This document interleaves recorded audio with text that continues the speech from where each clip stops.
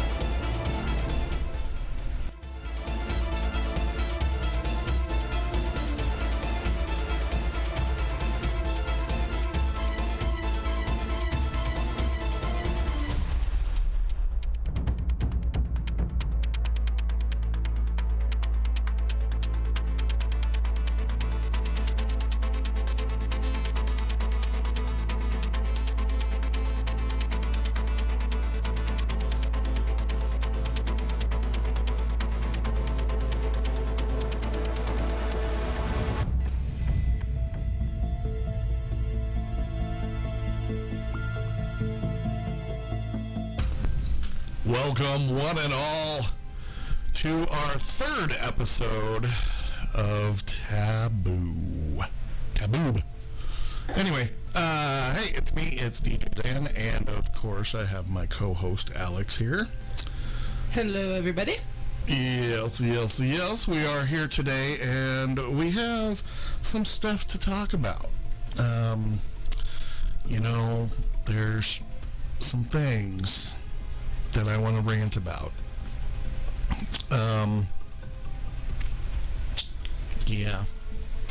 Some real things that I want to rant about, because if you do or do not know, I am a manager for a whole bunch of people.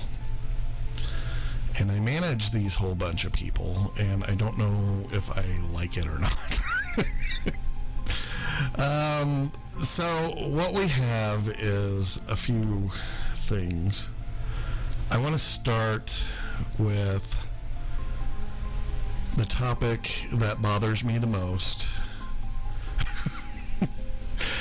And that is our lovely millennials. Hello, millennials. Hi. I don't like you. Aww. I don't.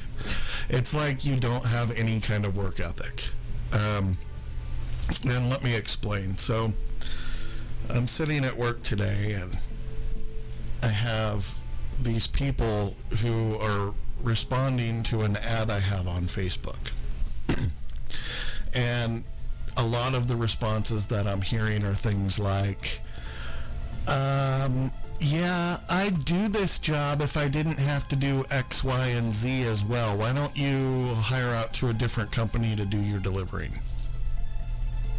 And I'm like, really, dude? You want to get paid big money, but you don't want to do any work. And that pretty much sums up the entire millennial generation. It's all about the me. Me. And this graphic says it all.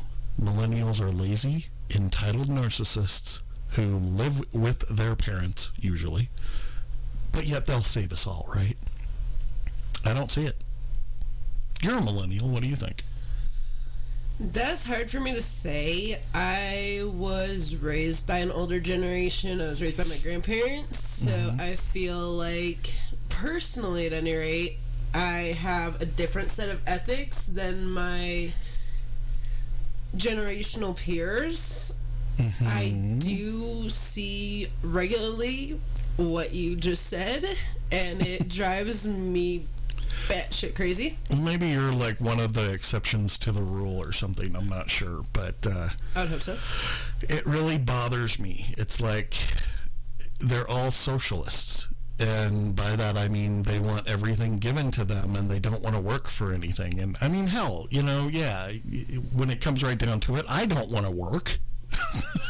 I would like to make tons of cash and not have to worry about actually doing anything. That would be pretty damn awesome to me. But I was raised in a time where you did have to work to get what you want. I mean, things weren't given to me. I wasn't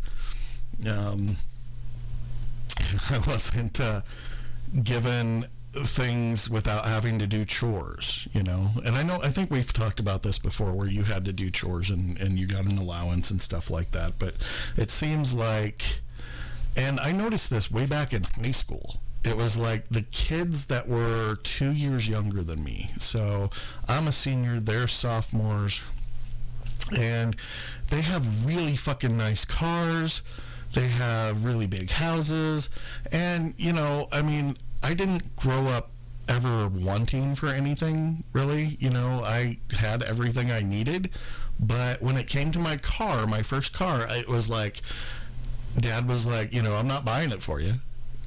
It's like, you come up with money and I'll match it. I'll match you dollar for dollar, but I'm not giving you any more than that. And I think that's fair, right? It is. And like you said, I did have chores.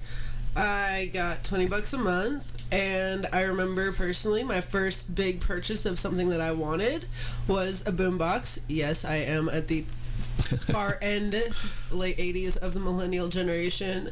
And yeah, it was a half a year's worth of waiting, but it was definitely worth it. And then when I first moved out and got with my ex, his brothers were just so entitled, and it drove me nuts. It was like, oh, Mom, look at this $390 pair of Nike shoes. What is the deal with that? And I knew people that were doing that all the time, like a new pair of Nikes or Reeboks or whatever came out, Adidas.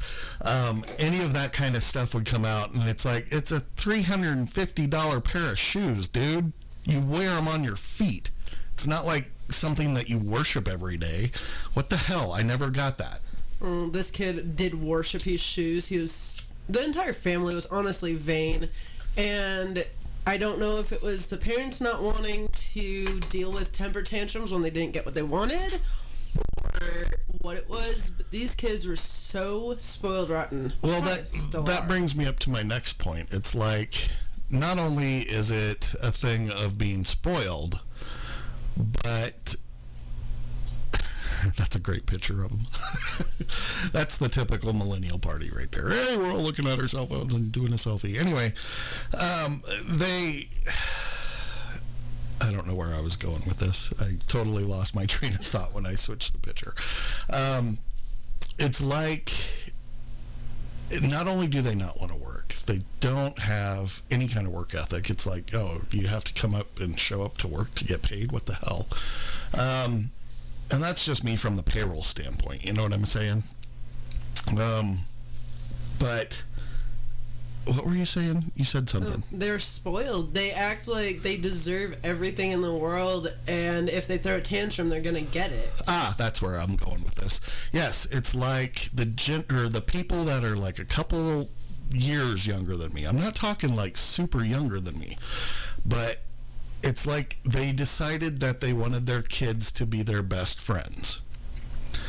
And sadly, most of them grew up not knowing what a best friend was because they had all the money and everything in their youth, right?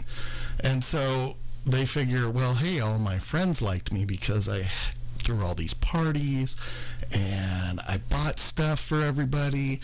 And so their kid, they can't discipline their and that it was harmful to the children and all this other crap, and they took the discipline away from the parents. Because I'm telling you, man, it took one time. That's it. I got spanked by my dad once. And I was like, I am never fucking up again. Because that shit hurt. Well, I heard a drill sergeant voice twice, and that was twice too many for me. And on top of that, I mean, I do seem to remember a couple of times yelling, "I hate you!" to my parents, and their response was, "Well, then I'm doing my job right." Exactly, right? Like, I have a daughter. She's grown and gone and all that good stuff, which is probably for the best of both of us. But, yeah, she threatened me with if you spank me, I'll call the police. I dialed 911, handed her the phone, said, that'll take them about 20 minutes to get here. I will not go to jail for child abuse, but I will for murder. That's all I had to say. And she knew I was pretty damn serious at the time because I was pissed. So I don't understand the whole millennial thing, especially when it comes to parenting of millennials and wanting to be more their friends than their actual parent. I don't get that. And I think that's where they get really spoiled and really stupid, and they just do all sorts of shit that they shouldn't be doing. And I mean, I was at Target yesterday. Was it yesterday? It was yesterday Sunday? Yes. So it was either Saturday or Sunday. I don't remember. I was at Target, and this little girl told her mom to fuck off in those exact words. She's like, "Oh, fuck off." And she was probably, I'm thinking she's like maybe 10, maybe. And her mom looked at her and said, that hurts my feelings. And I was like, dude, if that was my kid, it'd be hurting her face because I would have knocked the shit out of them. It's just like they have no respect for anybody, so why should they in the workplace, I guess is my point. And on top of that, I mean, back to the whole not being able to discipline your kids aspect of it. Now that we have the internet and social media and all of these search engines, a kid, if they think their parent is being remotely unfair in the slightest way, they can go on these search engines and Google unfair parenting, unfair child abuse, and instantly get the number to CPS. Yeah, well, I don't want to blame the internet, because the internet's a beautiful thing.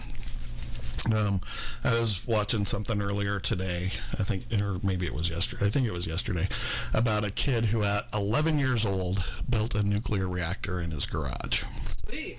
And he did that because he was very interested in it and blah, blah, blah. And his parents, yes, they are fairly wealthy, but the kid is literally a prodigy.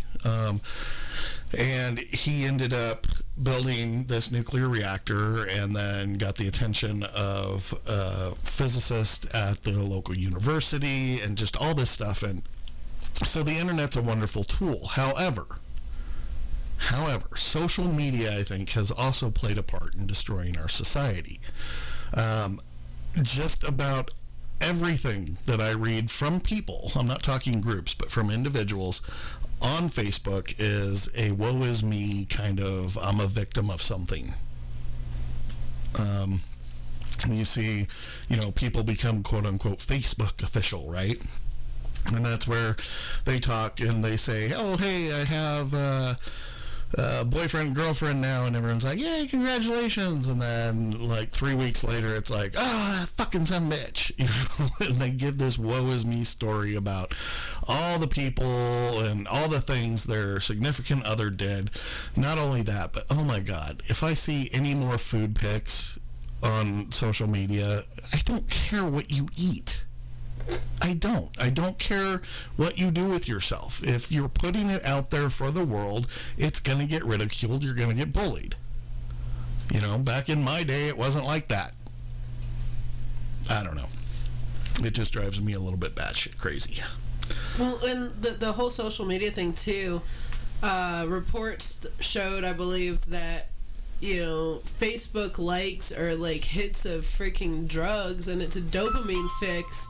And the more everybody uses it, more than likely millennials and now Gen Zers, they're addicted to getting these likes. They're addicted to getting these reactions, and if they don't get it, they throw a fit. And go into a fit of depression and then want drugs. Yeah, it's a vicious cycle. It really is. And I'm fully in belief. I mean, I use social media, yeah, but I don't post my shit out there. If you're hearing all this, yeah, it's more store issues with people not showing up and, yeah, people walking out and that kind of stuff. And they're all these little millennial people. It drives me nuts. Anyway, all right, should we go on to a real topic now? I mean, that's Zan's rant, I suppose. Millennials suck. So, if you're a millennial, hey, sorry, but you suck. I'm not going to sugarcoat it for you. You suck, and you suck bad. Okay, so now let's go on to other fun things in the world. So, I wanted to do a couple pictures here.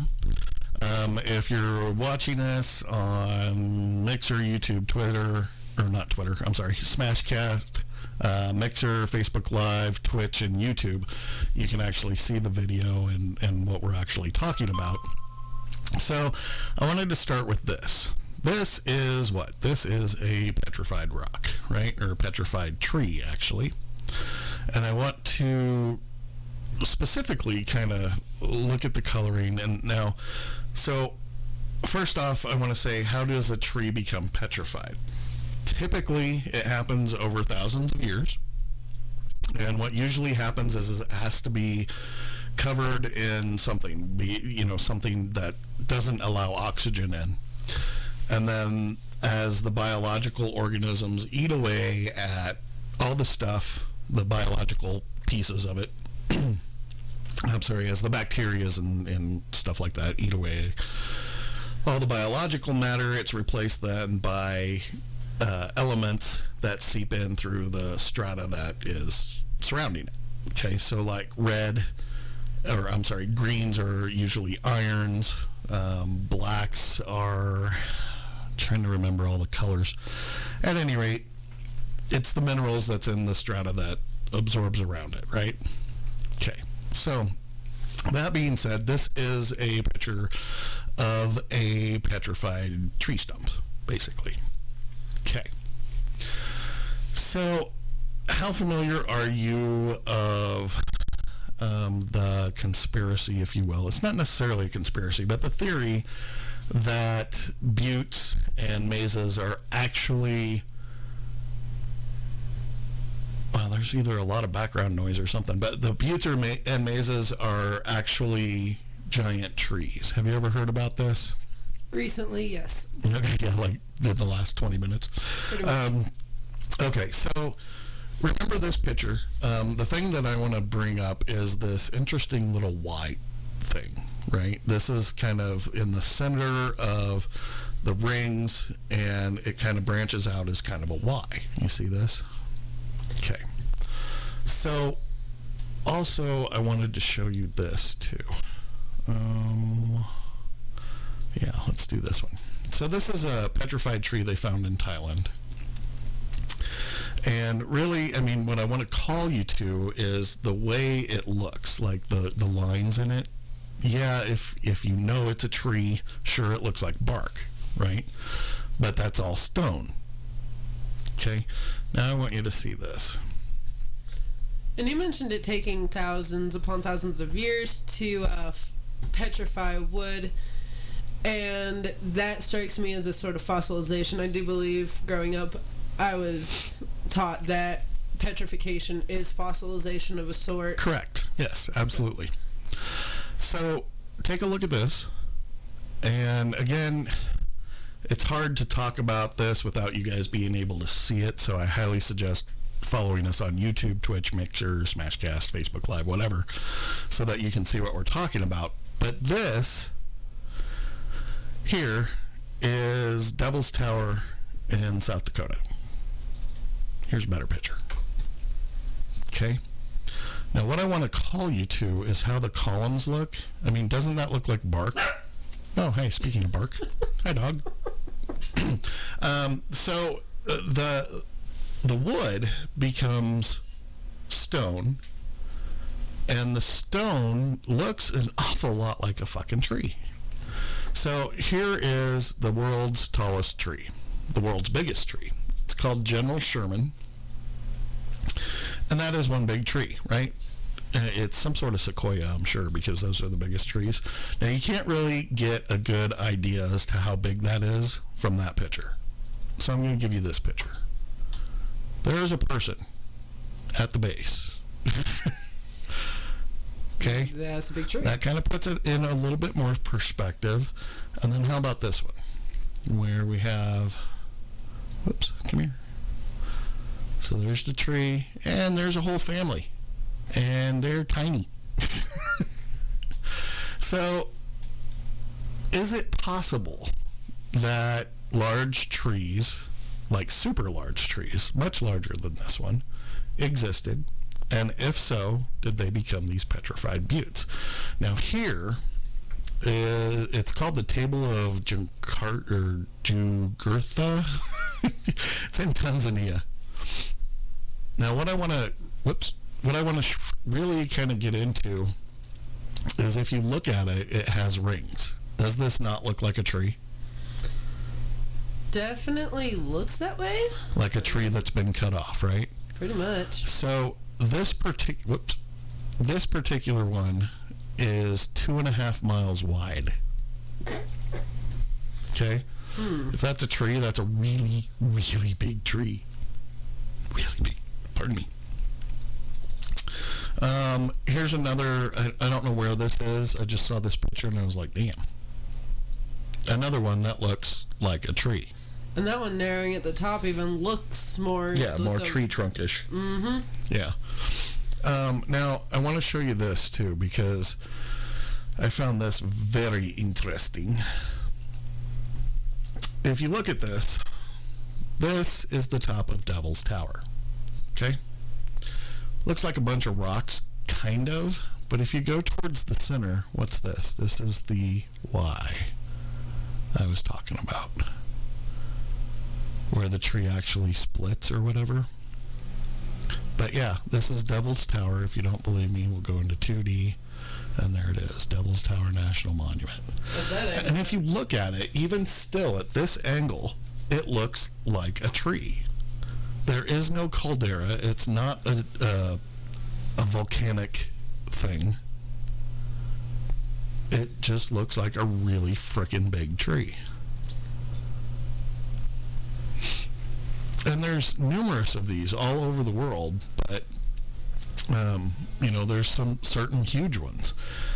I'm just really fascinated by this. Here's a couple other examples. So what they're saying here is that, trees, when they fall over, they break in these weird patterns, right? So you see this pattern of the actual tree, and then you see this pattern, which is very, very similar. The jagged edges of the rocks and stuff like that, if that were a tree. Here's an example of that one with a tree stump and then how the butte looks itself. Whoops. Zoom in on that. Come here. Whoa. Like that. And you notice wherever these things are, they have this, well, some of them have little trees growing on top, but then they always have trees around them after you get outside of the, what I call the dust surface, or the broken part surface. Now here's another question. If these things are, in fact, trees, what the hell cut it? Now, I have not been to Devil's Tower in a long time, and when I was there, I certainly did not climb it. But I do want to show you this too. So, you know how a knot looks like in a tree? Yeah. That looks like a really, really mossy old knot. Yeah, right there. So, the theory is that these things were once trees. And the more I look at it, the more I think, you know what? They could be right. I don't know. What do you think? Okay.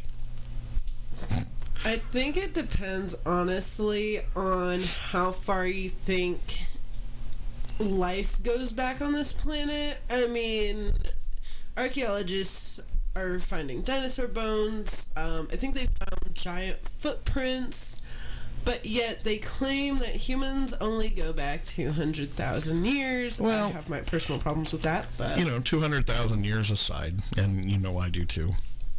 But the thing I find also interesting about this is that they say that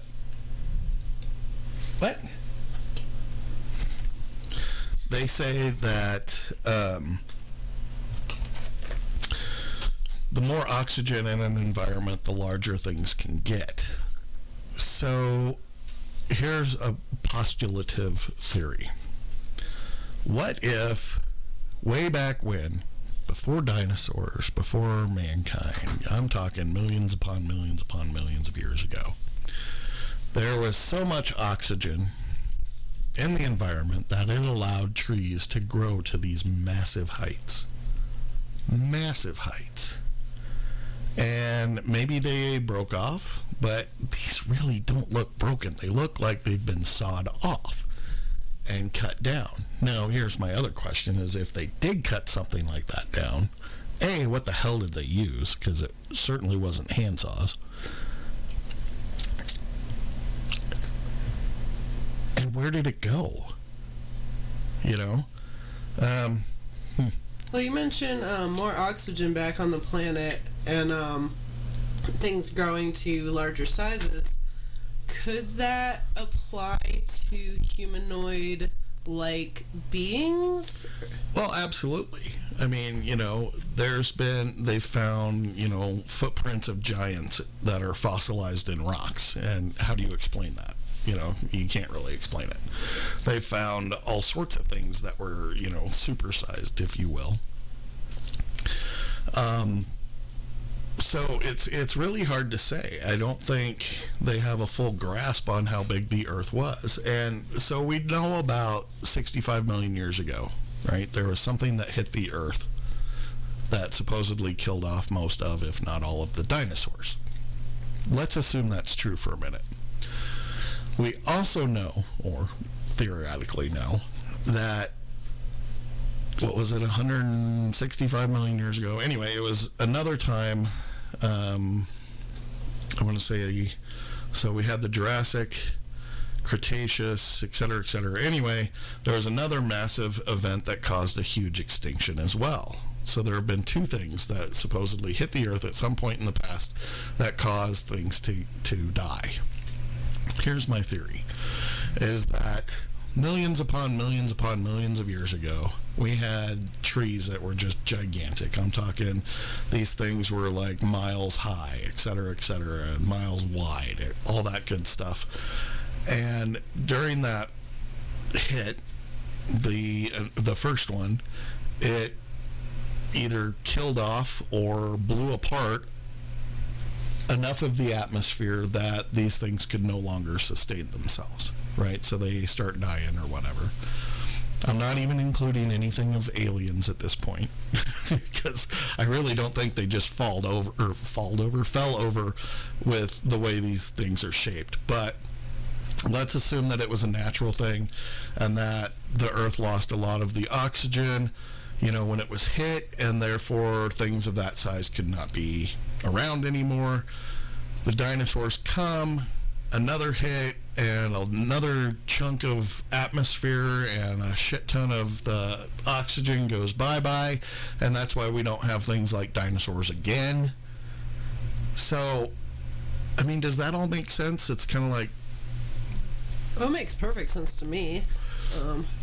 Of course, though, I've always had the open-mindedness of anything's possible and probable even. But... yeah. Well, and I don't know. I don't think anybody knows for sure, but it would be interesting, I think. Now, is there any way, if archaeologists or scientists felt so inclined to do so, for them to test the molecular structure of regular petrified wood that we know is for sure petrified wood of trees, and then test the molecular structure of, say, Devil's Tower, and see if we have a match? Well, I'm sure they could. But they'd have to be able to identify, I don't know genetics particularly myself, but I would assume they would have to be able to produce like a similar type thing where, if it's a sequoia, for example, or an oak, or, what kind of tree it was, and they might just not know what kind of tree it is, so at any rate. Alrighty. So that's Zan's theory on stuff. Okay, let's go into this one. This is something that you had asked about, and I think we're going to do it really quick. Is the whole thing about disembodied voices. So I'll let you start this one off, and we'll go from there. Okay, so as I mentioned in a couple of the previous episodes, I feel like I'm a very spiritual person, very connected, very... probably not as close as I could be, connected with the natural energies of life. But growing up, I experienced a very unnerving, at the time, event. I was 15 years old, lying in bed, about to go to sleep, and I felt a presence lurking in the corner of my bedroom. And that already started to unnerve me at that point. And then I hear inside my head, I'll find you. I promise. Dum, dum, dum. And that just absolutely scared me out of my freaking mind. Yeah, I can see that. I don't know who you are. I don't know where you are. I feel you, but you're gonna find me? What the actual I'm going freak? to find you and eat you. Okay, so what is a disembodied voice, first off? To put it bluntly, a disembodied voice is a voice that you hear with your ears without any kind of electrical device. Like, you're not listening through an EVP, you're not listening through a ghost box, headphones, any of that stuff. And in theory, it comes from a suspected ghost or spirit type source. Much of the time, this may be a message for like the listener, but it also may be in the form of the listener eavesdropping on another conversation that took place. So keep that in mind. There's, I did some research. There's a lot of these type of stories. Now, can I tell you who and what it was? No. Well, maybe, but no. So I'm just going to read a couple of these and kind of get the idea going through your head. So last night, this is obviously a woman, I assume. Maybe not. Okay, so last night my husband and I fell asleep on the recliners in our living room. It wasn't very comfortable, but not so uncomfortable that we'd both be bothered to get up and go to bed. I was on the verge of suggesting we go to bed because my husband was snoring quite loudly when suddenly I heard a male voice say, quote, "So, you're the one making all the noise." Interesting. Yeah, that would kind of freak you out. She says her eyes instantly flew open. It wasn't dark in the living room because the Christmas tree lights were on. I was aware of someone standing over us, looking down. I looked up and saw something like a shadow of a tall person turn away. I sat up to get a better look, but there was no one there. I called out to my eldest son, as he was the only one sufficiently tall enough to have stood over us, but there was no reply from down the hall. I could make out the sound of his own soft snore breathing. Needless to say, I woke my husband up, and after a quick look around at the house, we went to our proper bed. This event comes on the heels of other strange incidents we've experienced lately. I'm not sure what to think or what to do. Any suggestions? So, with these kind of instances, it can be a number of things. When you are sleeping or in a dream state, there can, chemically anyway, in the brain, there's a couple of things that happen, right? Number one, you're in a very lucid state. What does that mean? That means you're susceptible to universal energies. So you could, in fact, be hearing something from somebody in the astral realm. I'm just going to leave that there for now. That is speaking or in the vicinity and is speaking to or about you. Now, in this lady's case, that's what I would say it is. That she's in such a lucid state that she's very attuned, even on a very subconscious level, because it's obviously not a conscious level, because, she was mostly asleep when all this happened. Could it be a dream? Certainly. It could completely be a dream that she's dreaming, God, my husband snores like a fucking bandsaw over there. Oh, you're the one making all the noise. What? Who's that? When it's a manifestation of your own consciousness. So it could very well be just that, just a dream. It could also be something in the astral plane who's like looking in the area for whatever the hell that noise is, and they say that. So it's entirely possible. So here's another one. Can anyone help me here? I've heard a disembodied voice say the power behind you is legion. I asked a friend of mine who is a psychiatrist what it means if you hear voices. He said it's a form of psychosis, so I dismissed it altogether. Anyone else had a similar experience? I hate that kind of reaction personally, just because it's like, oh my gosh, you heard voices? You're crazy. Yeah, well, everything needs a label, right? I'm kind of concerned about this one. Personally, I think it's bullshit, but if it wasn't bullshit, I would be concerned with hearing anything say the power behind you is Legion. As Legion, I'm going to use the biblical form, is a group of malicious deities or demons, as they are known, that typically will try to possess you, but it's been so romanticized and fantasized in the media and everything, I don't buy it. Yeah. Okay, so here's another one from Sarah.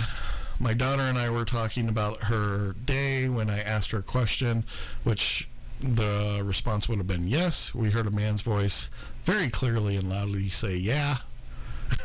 We have had odd things happen before like this when we play the MP3 player in the bathroom. When Love Shack would come on, it would skip to the next song. Nice. Only happens in the bathroom. The toilet will also just flush by itself. But this is the first time we have ever heard a voice. Again, as you awaken, things like this will happen. You'll be aware of alternate dimensions, alternate realities, things like that. And these kind of things can certainly happen. Could it be a poltergeist or somebody that really just doesn't like the B-52s? Absolutely. Could it be a bad MP3 if it happens all the time? Absolutely.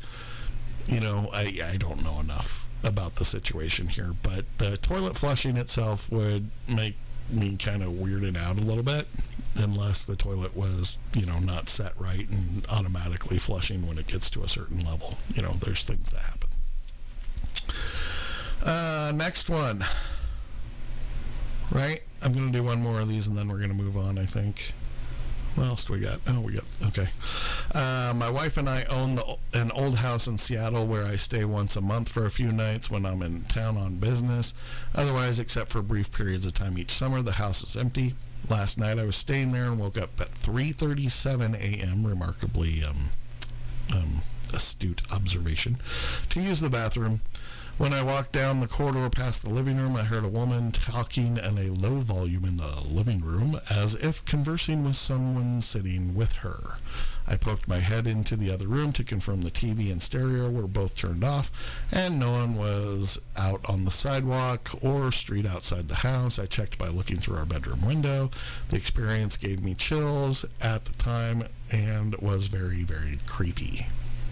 Again, a lot of people I'm seeing in these comments are having these experiences when they're tired, when they're asleep and waking up. I'm not giving any credence to the 3:37 a.m. crap.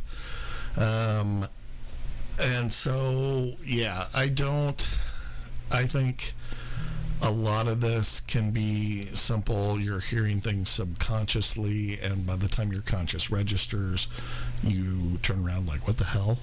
And there's nothing there because you've come into that fully conscious awareness. You know what I mean? I do. So what would you say to the incidents that happen in the middle of the day or night, depending on your sleep cycle, when you are very much awake? That is a bit different.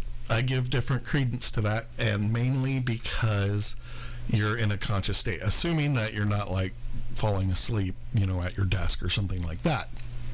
But if, let's say you're doing laundry, and give me some examples here.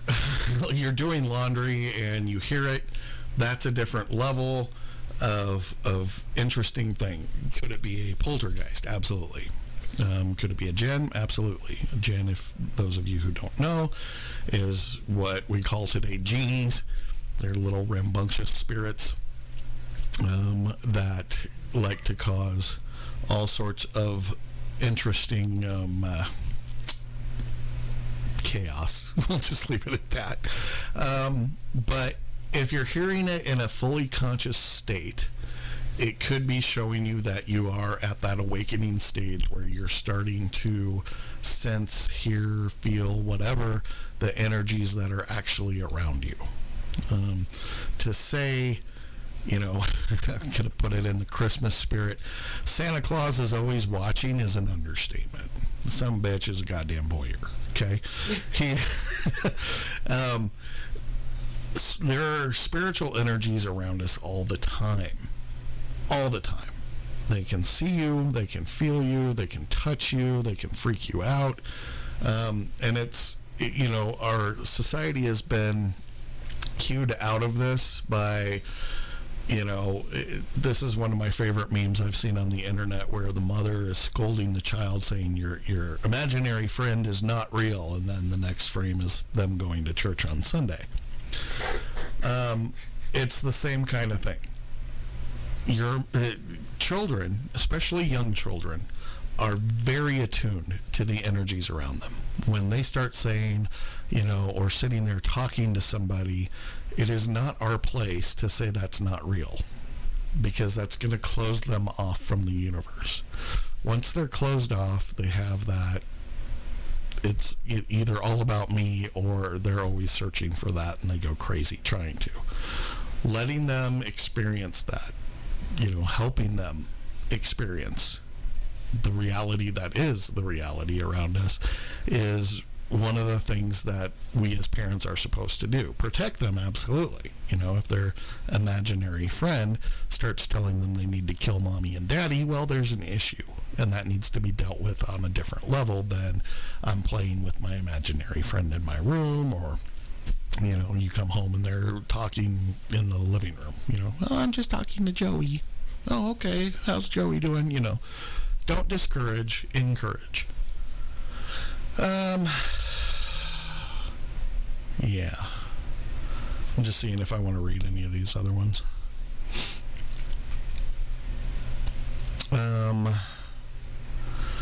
So I do want to read this one. This one's from Rennie. I don't know who Rennie is. But so this happened to me like 6 years ago, but even though we moved, I still get paranormal things happening to me.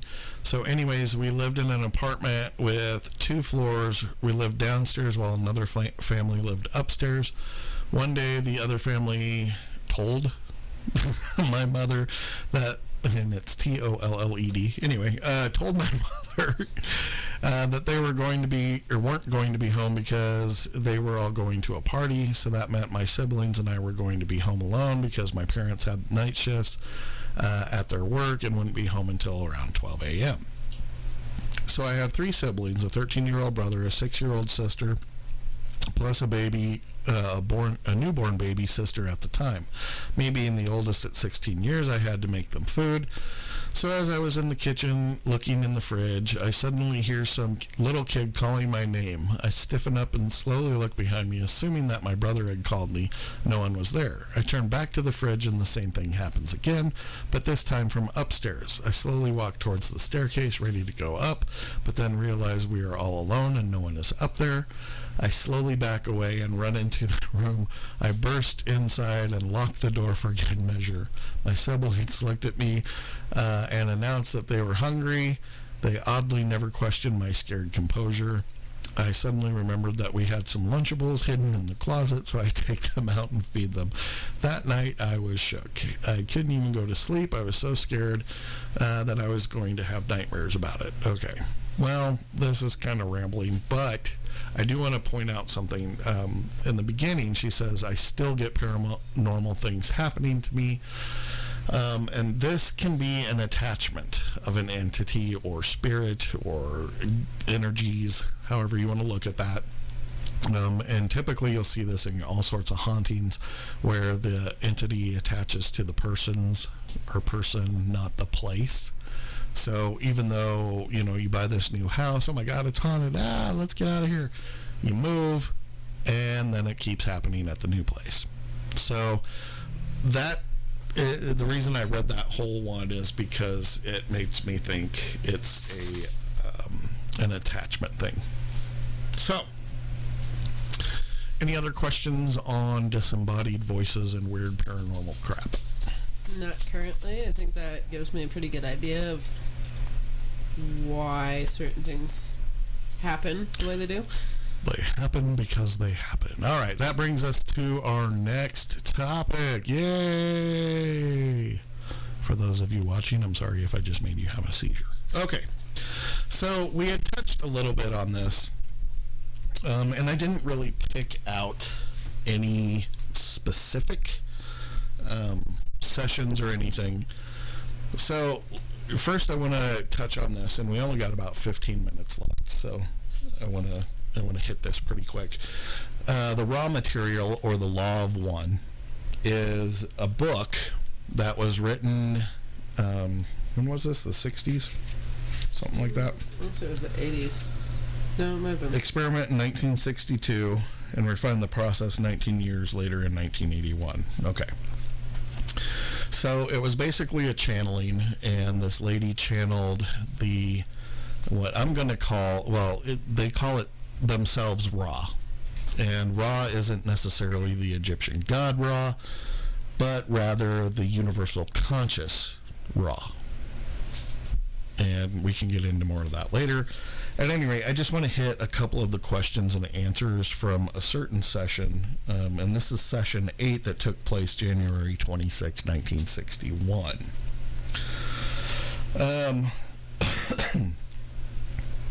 Okay, so I'm just going to hit a couple of the questions and the answers and answer any questions about that. The questioner says, I have a question regarding what I call the advertising of the Confederation. Now, maybe I should go back further.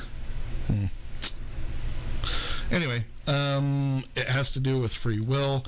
There have been certain contacts allowed, as I understand, by the Confederation, but this is limited because of free will of those who are not oriented in such a way as to want contact. Many people on our planet want this material, but even though we disseminate it, many may not be aware that it's available. Is there any possibility of creating some effect which I would call advertising, or is this against the principle of free will? So basically, they're saying, how do we get this information out there without pissing y'all off? Basically.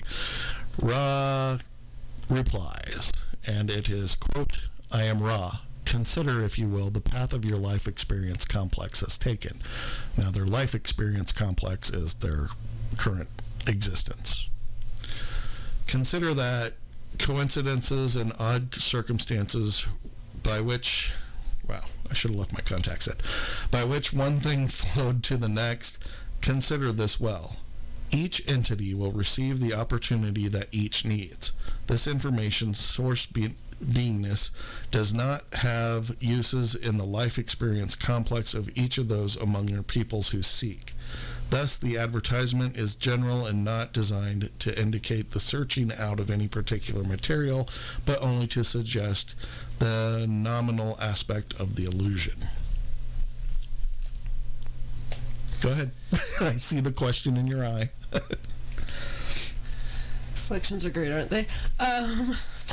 So, I recently came under the, I won't say assumption, assumption's a bad word, but potential knowledge that each of us has selected this life that we're living to learn a particular lesson, as it were, to advance our intelligence overall. And I think they touch on that a little bit, either before or after this session. Is that what Ra is referring to, that each individual will receive what they need, even if it does not include this book specifically, or this kind of knowledge in that sense? Okay. So, first off, what the questioner is asking is basically, how do we get this information out to everybody that is currently seeking enlightenment, right? And Ra is basically stating, look, you can't advertise a general thing because each person is different. They have to come to the realization of what they are looking for and then seek that information. And it pretty much says, gosh, my throat is killing me. This information, source beingness, does not have uses in the life experience complex of each of those among your peoples who seek. So this goes back to what I've told you before. What works for me doesn't necessarily work for you. What I'm looking for isn't what you're looking for. And this has been something that I've taught my students for years, is that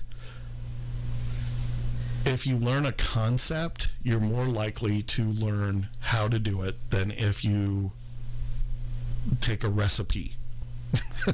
You have commented on how I cook. I don't use recipes. I don't. If I do, it's to get a general understanding of, oh, hey, that's why that didn't turn out last time. I needed to use X or something like that. But when I cook, I don't use recipes. I go by instinct and by taste rather than by what somebody else does. And I think I'm a pretty damn good cook. Same goes for this stuff. What I'm looking for at my particular stage is totally different than what you're looking for at your stage, and what, Joe Blow is looking for at his stage. And so it's not a good idea to advertise the generalness of this if they're not looking for that. And I run into a lot of, I'll use the term I use, the Wiccan people or Wicker people, that read a book on Wiccanism or the Wiccan religion and then instantly think they're a witch. And it's like, no, you're an idiot. You're not a witch. That isn't to say some people can't do that, but you can certainly tell the bullshitters from the real ones. And like a great quote from Game of Thrones, any man who calls himself the king isn't the king. Mm-hmm. Tywin Lannister. Okay, it's the same thing. If you have to go around advertising what you are not that. And this kind of hits the same thing. If you're advertising for this, sure, you might seek, or you might find some general seekers, but the majority of them are going to be idiots. I also agree with that too, on the sense that those that are legitimate are more likely to keep to themselves given the current mindset of society as well. Yeah, well, when I was younger, I had a lot of people come up and ask me if I was a Satanist. And I laughed. I was like, okay, first off, you're an idiot. Secondly, if I was, would I tell you I'm a Satanist? I mean, really? You're sitting there judging whatever you think a Satanist is, and you're calling me that, and therefore I'm this big bad guy, right? Yeah, no. I wouldn't tell you if I was, but no, I am not.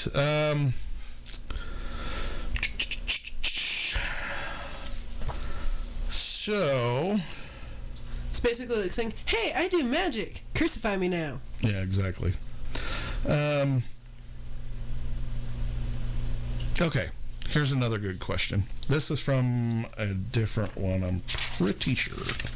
Yes, this is from session 14, January 29th, 1981. The questioner says, I understood you to say that in an earlier session that the pyramids were built to ring Earth. How many pyramids were built? Any guesses?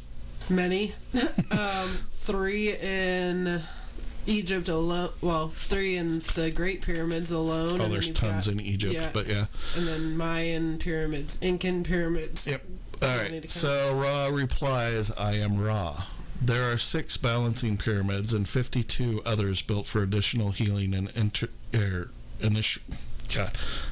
initiatory work among your mind, body, spirit, social complexes. Healing. So why are they 58 total claimed as tombs? What is the deal with that? Well, people are stupid. They think everything has some sort of religious or spiritual reference, and if they can't explain it, it's some place of worship. That's their go-to thing, because they think all ancient people were fucking ignorant people, and that's not the case at all. So here's the next question. I do want to hit this one. What is a balancing period? or pyramid, sorry. Glasses, people. Wear glasses. I am Ra. Imagine, if you will, the many force fields of the Earth in their geometrically precise web. Energies stream into the Earth planes, as you would call them, from magnetically determined points. Due to growing thought-form distortions in understanding the law of one, the planet itself was seen to have potential for imbalance. The balancing pyramidal structures were charged with crystals which drew appropriate balance from the energy forces streaming into the various geometrical centers of electromagnetic energy which surrounds the shape of the planetary sphere. Yeah, man. That shit's deep. So basically it's saying the balancing pyramids are the ones that are trying to balance the Earth energies. Even though I do believe that 4 of those balancing pyramids have been either destroyed or broken up, and the Great Pyramid is one of the balancing pyramids, but that's beside the point. At any rate, yes, we will get into more of the Law of One coming in the future. However, I believe we have come to the end of our hour. Any last minute questions? I'm kidding, I'm not really crying. Yeah, that was going to be my question. Are you really crying? No, it would be like, why are you?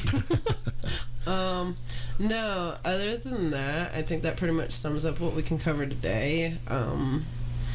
The insight as to my own personal experiences was really nice and will undoubtedly help me here to come.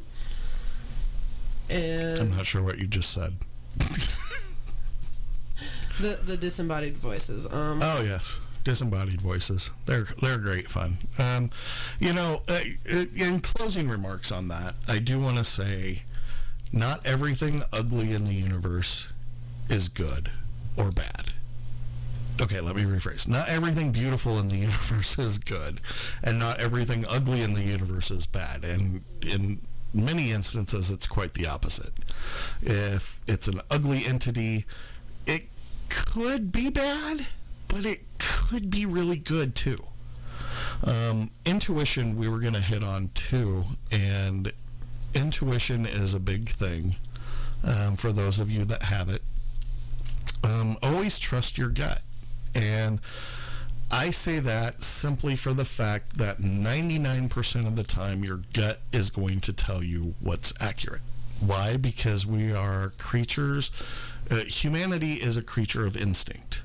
Okay, first and foremost. It's kind of like a lion, right? A lion knows when to strike. Usually it's successful. Okay, sometimes it's okay. Every now and then it's successful. But the point is that you have to follow those instincts. You eat when you're hungry. You sleep when you're tired, etc., etc. Your instincts are things that benefit you without the brain getting involved, at least on the conscious level. If you're around somebody and you have a bad feeling about them, go with that. For some reason, they could be out to harm you. They could be, just not what's meant to be in your life at that point in time. It's very rare that you get a bad feeling about somebody and it turns out perfect. I'm not saying it can't happen, but it's very, very rare that it does. So with that, I want to say thank you all for listening. This will be on as a repeat on Friday, and we will see you again next Monday live from 106.9 The Arrow and Taboo. This is Zan and Alex signing off, saying goodbye. You guys have a great evening.